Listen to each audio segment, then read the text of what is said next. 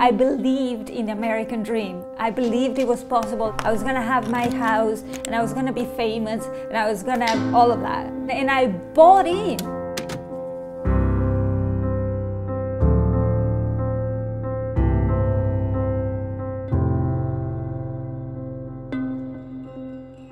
I grew up under a military government in Argentina where things were very scary. Many nights we went home without dinner because there was no money. At the age of 13, I saw that movie, E.T., the Extraterrestrial. What got me was a little scene in that movie in which I saw that children of poor means, like me, in the United States were able to buy pizza over a telephone.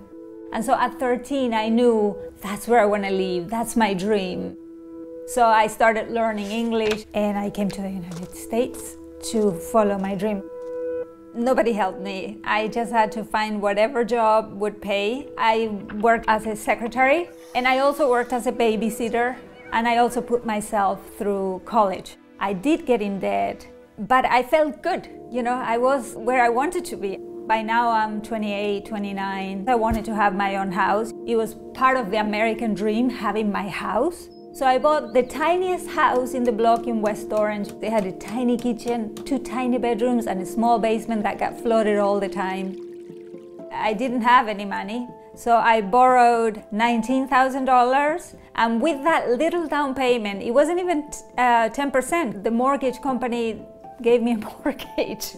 I adored that house, but from that moment on, every penny I made went into the house. So I became literally a slave to the house and to the job.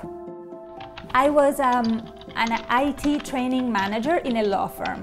I had a mortgage, I had a car membership, I had a yoga membership. I was $30,000 in debt because I had made so many repairs to the house that kept breaking down.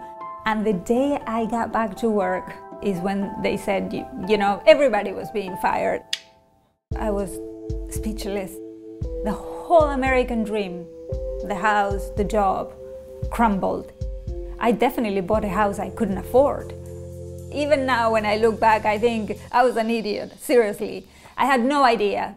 Of course, the way I thought about money changed very quickly. I put the house in the market immediately. I had 5 months of severance, and in the 5th month, exactly the 5th month, an offer came in. The house got sold at a loss, putting me further in debt. But the 2nd month the house was on the market, I met James, my husband. James opened a whole new panorama for me. He showed me that the world was a lot bigger than I thought it was. I could do other things. I started to see, how can I make money myself? I wrote a book about yoga, and then we wrote another book together called The Power of No, and that book became a Wall Street Journal bestseller. That money, some of it went to pay for the credit card debt, to keep eliminating, and that's how I paid it over a period of 3-4 years. I'm in charge of my own money now. It's because I put in the work. When I was deep in debt, I had absolutely no clue about money. For some people, buying a house is the right thing to do. For me, it's not. I have a savings account, a healthy 401k that went from 80,000 that I had, is now I think at 160. I came to be on my own outside of the corporate world, and it's something I had never allowed myself to do because I was busy surviving and having jobs.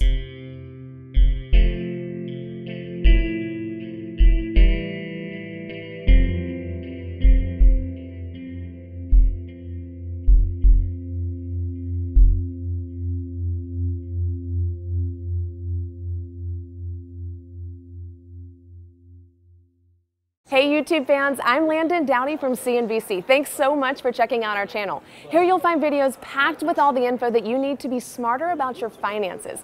Be sure and subscribe by clicking right here, and click on all the videos around me to see CNBC's original series Young Money, Tech Bet, Kramer's Mad Money, and all the latest from CNBC.